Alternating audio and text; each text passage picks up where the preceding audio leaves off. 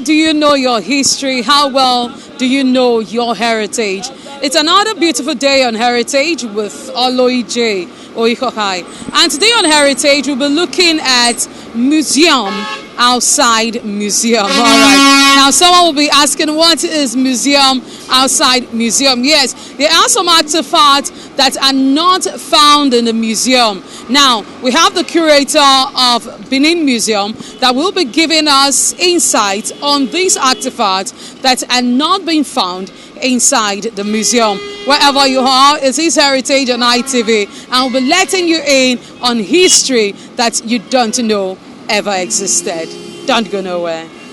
A museum is to collect, preserve, interpret, and display items of artistic, cultural, or scientific significance for the education of the public. From a visitor or community perspective, the purpose can also depend on one point of view. A trip to a local history museum or large city art museum can be an entertaining and enlightening way to spend the day. To city leaders, a healthy museum community can be seen as economic health of a city and a way to increase the sophistication of its inhabitants. To a museum professional, a museum might be seen as a way to educate the public about the museum's mission, such as civil rights or environmentalism. Museums are, above all, storehouses of knowledge.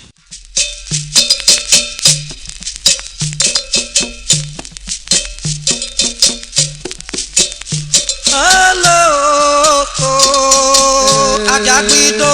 Hello, yo, Agagbido. Hello, Sakwe mama is twagaga. Hello, Emi agiwa. Hello, Ena pata gete na roka. Hello, Okama watena na wo. Hello, Adama watia.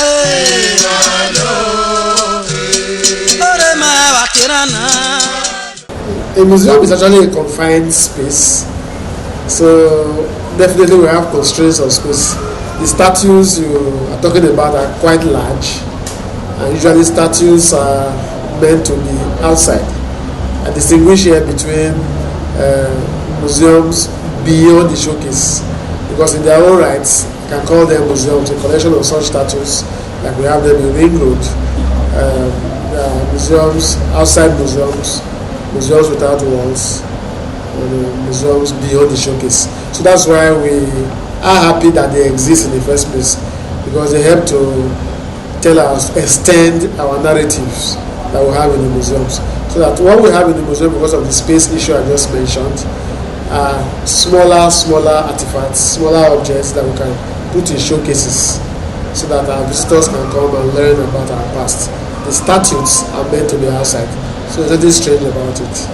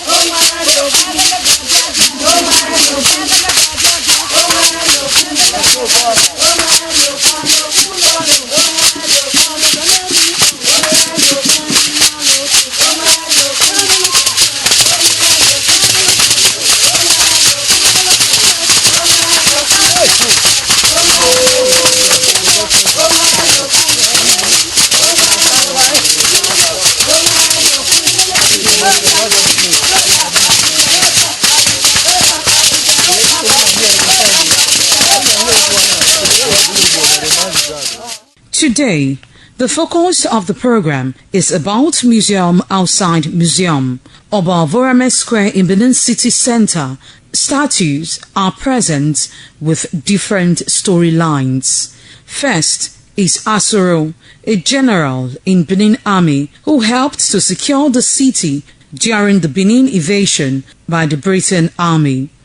Asoro was a scepter bearer in the palace, Omada, during the reign of Obaovurames. But when 1897 came calling, when the British came with their British attack on Benin Kingdom, Asoro now brought us all the other qualities that he had. Here was somebody who was an Omada, now turned a warrior. So he helped to ward off, the British attack at the Sakoba axis, not allowing them to penetrate. That is why what we call Sakoba is actually Sokogba. It's only the Oba. Asoro made that possible until he was killed.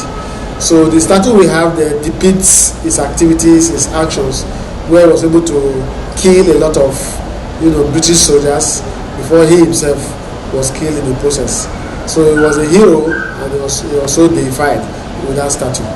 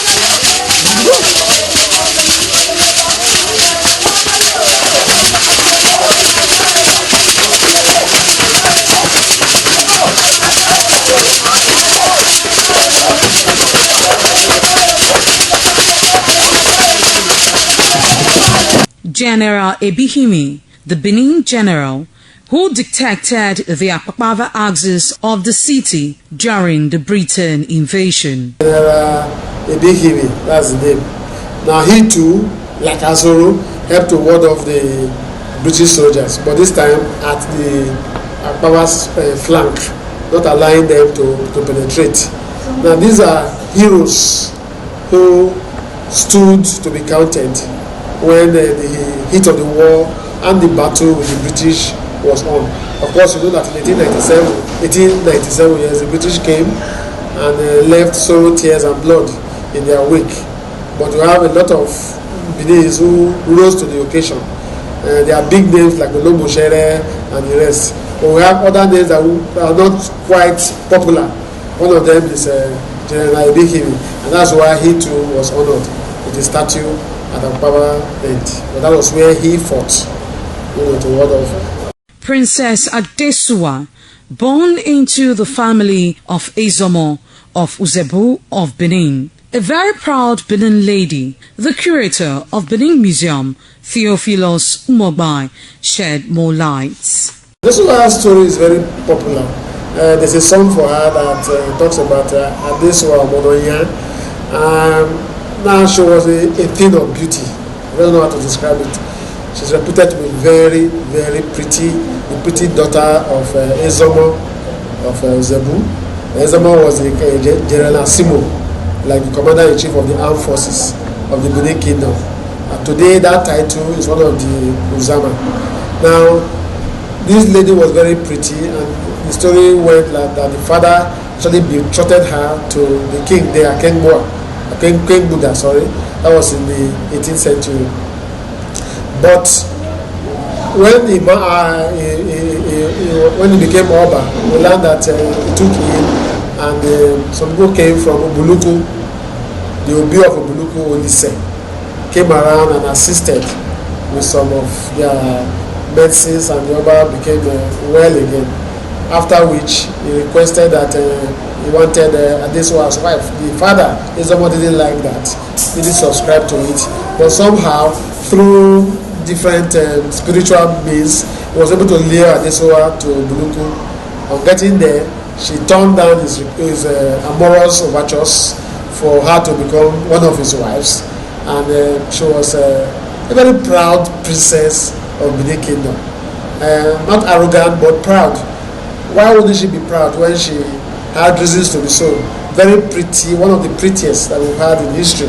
So it not only turned down Obi Olise of Obuluku, his request, he was even insulting him publicly, we were told. That angered them, and they ended up killing her. So they cut off her head. The Beninese got angry about that and raised an army, especially the father Ezomo, and raised an army, and that's what led to the Benin-Obuluku War. So her death provoked that. So she needed to be captured in time perspective. That is why a statue was erected too in her honor between Akpakpava and forestry. Moi Moi is a statue planted by the Benin at the slope axis of Akpakpava to deceive the invader into the city. The creator, Theophilus Umogbai, also explains the importance of the statue. It was never human. It was just a statue the Benin erected, a massive one, to serve as a kind of decoy, subterfuge if you like, so that when they were fighting the Ida people and they came calling, immediately they got there and saw this huge statue, they thought it was human, and started attacking the statue, whereas the Beninese were, around the corner waiting for them, laying in ambush. So when they had exhausted their weapons, they came out and started shouting, Emwe in Benin means catch them. So that now became the name of that statue. It was not a human being as such, but just a statue that was erected there to deceive the enemies. So the Benin employed so many tactics, to ensure that they fought their enemies in their heydays. The statues are identity symbols of the oral traditions of Benin Kingdom, the cultural heritage of Benin Kingdom. Definitely, they play a role. They are commemorative in nature. The one that you see at Akpakpava area too, where two chiefs were kind of lifting the hands of the Oba, shows the superiority of the Oba and the roles the chief played. By helping to lift his hand, that shows support for his vision and assistance when the need arises. The Oba is the one who calls the shots till today. He's the one who brings out the vision on how the kingdom will move. But he needs people who will help him to drive home that vision. The chiefs do that. So that singular statue showing the chiefs assisting the Oba, either when he's in procession or when he's about to get up and all, shows that the chiefs are always there to support him. That is what the statues they stand for. So some of them were erected to commemorate the 30th anniversary of the royal monarch Oba Ediawa, when he clocked 30 on the throne, and some others, like I said, just to tell the story of Benin Kingdom and the role they played. Yes, Benin has a rich history. Take Motan, for example. Motan statue, very popular, has been there for years now, and it was during Oba Ewai as Prince Ogun, his younger brother Wafioku has laid the throne in his stead, and he did not like that. So from exile he fought, and Motan assisted. There was a woman who was just a trader in the market, but played a key role in assisting the Oba in coming back to the throne. So when he became Oba, he made her Uyeki, that's the head of the market women. But as that title says, she was not only to organize the women, she continued to ply her trade as the first person to introduce nursery, this daycare. In Benin, she had one. So after the death of her husband, she built a shed where she was helping market women who were selling in the market to take care of their kids. So she was more or less a kind of philanthropist, but assisted the Oba. So when after her death, the Oba now deified her by planting a tree on that spot where she used to sell her wares. The tree, we're told, was poisoned by the colonialists, and another one was planted, another one was poisoned as well. Oba Kezwa kicked against it, and one sculptor by name Danfor now he erected the statue that is there now. It was so commissioned in 1957 by Oba Kezwa. That's what we have there. Oba Ewai declared that any procession in Benin must stop there to pay homage to a Motan. So we have a story of a market woman turned heroine because she's so deified. That's history for you. These are things that happened centuries ago, but today we have statues as identity symbols, pointers to this history. That is what makes Benin tick, the cultural heritage of the kingdom. So the statues are there to remind us of what was and what is to come even in the kingdom as well.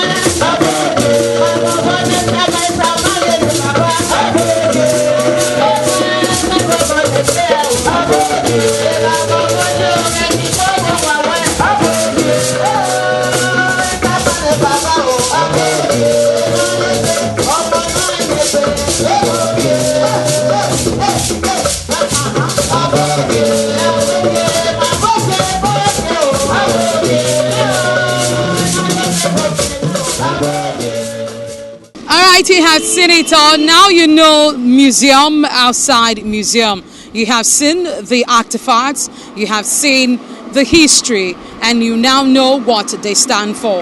It has been an exciting time educating you today on Heritage. Till be seeing you again next week for another exciting time. Do have yourself a blessed day. Bye for now.